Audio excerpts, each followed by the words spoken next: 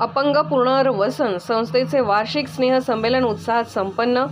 मिरज येथील सुवर्ण महोत्सवी वर्ष पार केलेल्या अपंग पुनर्वसन संस्थेच्या कैलासवासी, रावी भिडे मुकबधीर शाळा व ब्राईट फ्युचर इंटरनॅशनल स्कूल या दोन्ही शाळांचा संयुक्त वार्षिक पारितोषिक वितरण व विविध गुणदर्शन समारंभ काल संस्थेच्या प्रांगणात उत्साहात संपन्न झाला।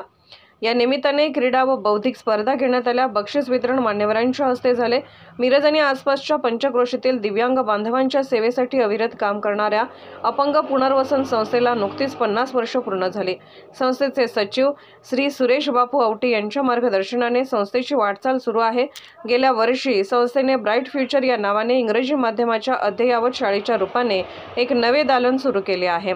भिडे मुकबधीर शाळा व ब्राईट फ्युचर स्कूल या दोन्ही शाळांचा एकत्रित पारितोषिक वितरण समारंभ मिरजेतील प्रसिद्ध कर्करोग तज्ज्ञ डॉक्टर रवींद्र जोशी यांच्या हस्ते, तसेच निर्मल हॉस्पिटल व व्यसनमुक्ती केंद्राचे Shri Chandrashekhar Halingale, doctor Deepanjali Patil madam, bank of इंडियाचे मुख्य प्रबंधक श्री देवशरण, सांगलीतील अनुराधा नेत्र रुग्णालयाचे श्री किल्लेदार अण्णा, मिरज आगार प्रमुख श्री अमृत गायकवाड, श्री कल्लापाना लठ्ठे, संस्थेचे सचिव माननीय सुरेश आवटी, अध्यक्ष श्री भोकरे, उपाध्यक्ष संदीप आवटी, सहसचिव श्री निरंजन आवटी, महेश पाटील, इंग्लिश स्कूलच्या डायरेक्टर सौ प्रज्ञा आवटी, सदस्य शमाकांत आवटी, नितीन आवटी, खजिनदार सुनील मोतुगडे, सौ सुनीता नरोटे यांच्या प्रमुख उपस्थितीत झाला।